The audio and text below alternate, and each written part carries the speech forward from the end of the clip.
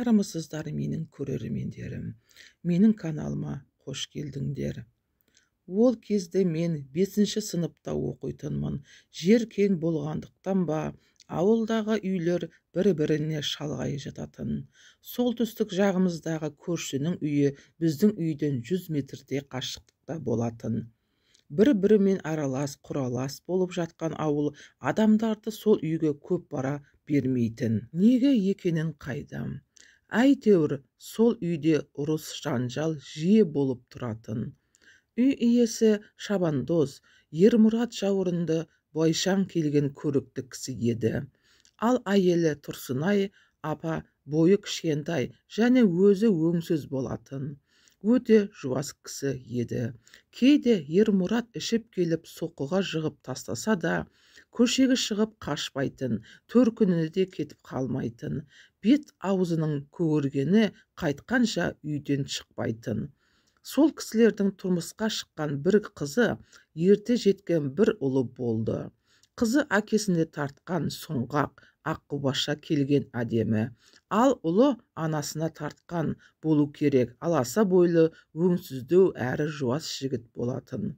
Үлкендердің айтуына қарағанда, Ермұрат жетім өскен, ет жақын туысы да жоқ. Қалың мал төлеп алуға шамасы болмаған соң бір кедей тұратын кісінің қызына үйленген. Тұрсынай апаның қанша таяқ жесе де төркініне кетіп қалмайтынын көпшілік сонымен түсіндіретін. Үлкендер Ермұраттың ішіп алып әйеліне жиі ұратынын менсінбегендіктен деп топшылайтын. Бүгінгі күн ойлап қарасам, расымен де екеуі бір-біріне тең емес сияқты көрінеді. Біз 5-ші сыныпта бітірген жазда Ермұрат ұлы Пашанды үйлендірді. Ел жұрттың айтуына қарағанда, бұрыннан 5 құда болған қыздың әкесі де Шабандоз болған екен. Бірақ ол қызы бойжеткен шақта өкпе ауруынан қайтыс болған көрінеді. Берген сертін бұзбай, қызын Ермұраттың баласына беруді әйеліне аманат етіп кетеді. Әйелде күйеуінің аманатына қиянат жасамай, қызын Ермұраттың баласына ұзатады. Пашаның келіншегі Патима қос бұрыма белден төмен түскен сұлу еді. Бойы да Пашаннан ұзын болатын. Елдің бәрі қызығып қарайтын. Кейбір көре алмаушылар бойында бір кемшілігі бар шығар, әйтпесе мынаған қалай тиіп жүр дейді.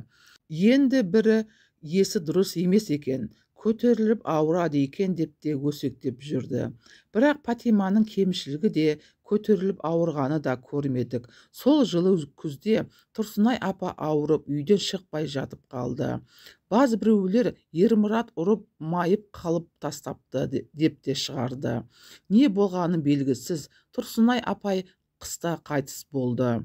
Ермұрат көкпар шауып нәпақа табатын. Сол кездері әр демалыс сайын көкпар болып тұратын Ермұрат көкпардан еш құр қол қайтпайтын. Кейде киіз, кейде кілем, кейде мал олжалап қайтатын. Ал Пашан үйінің малын бағатын.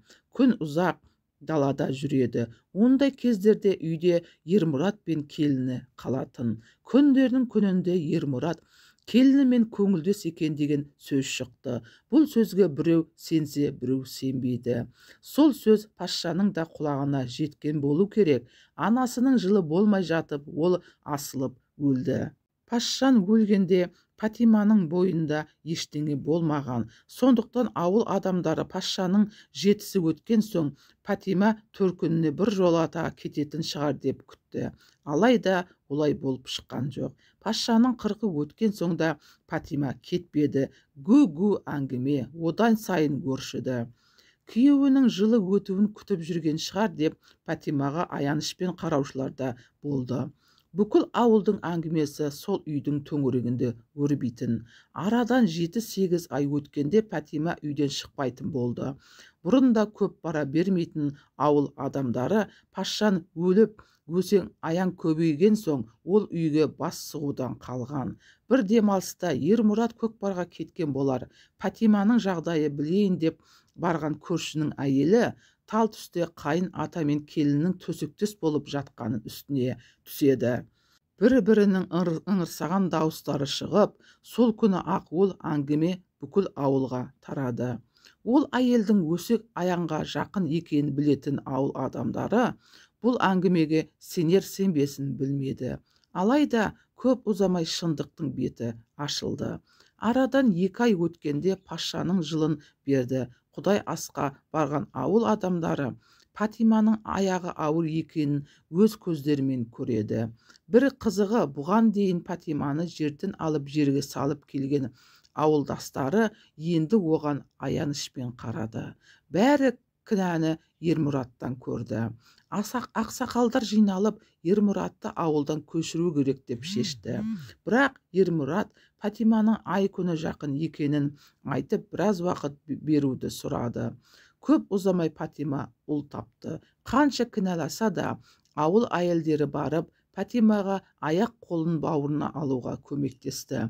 Ауыл ақсақалдар да баланың буынын қатқанша көш деп мазаламайық десе де, бір күні Ермұрат ауыл ақсақалдарынан үйіне шақырып кешірім сұрайды. Батасын беріп, молдаға Патима екеуінің некесін қиюға рұқсат беруді сұрады.